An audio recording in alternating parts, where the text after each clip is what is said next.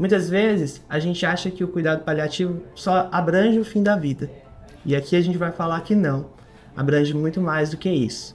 Mas é importante a gente entender também que a gente vai ver pacientes que têm doenças que não necessariamente têm uma cura programada, né?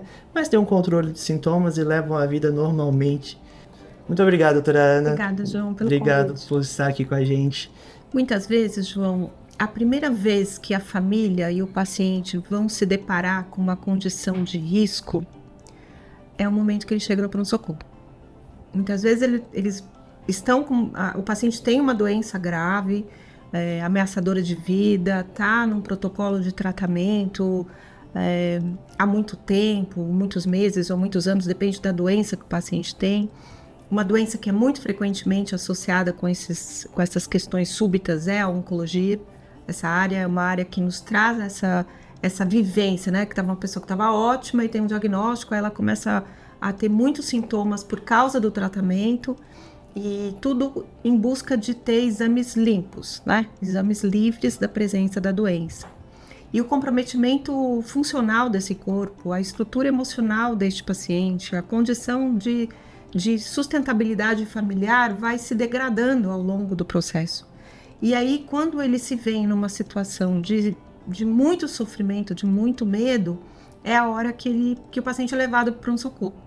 E aí vai ser uma preocupação ou da família de levá-lo ou do médico titular de recomendar que seja levado.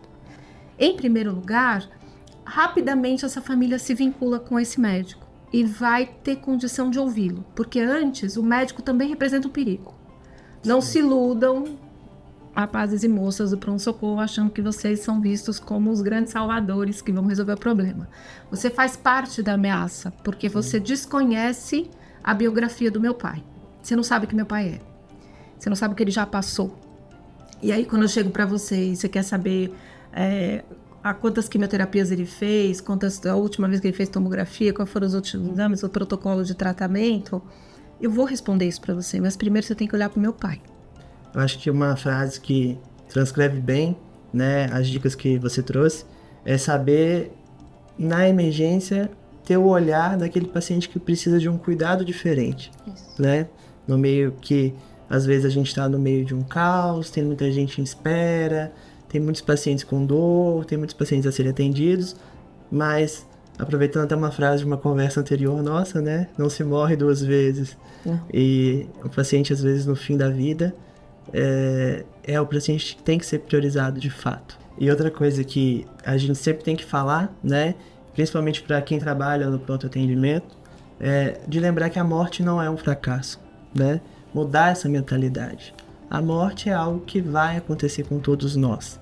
Claro que tem situações que a gente consegue prevenir, que a gente consegue agir, e tem outras situações que a morte é a progressão, é o fim de um processo. Que é uma doença que evoluiu, de um paciente que teve um suporte, que teve um acolhimento e chegou àquela parte final da sua trajetória no nosso eixo terrestre, e aí vai de acordo com cada crença, com cada religião.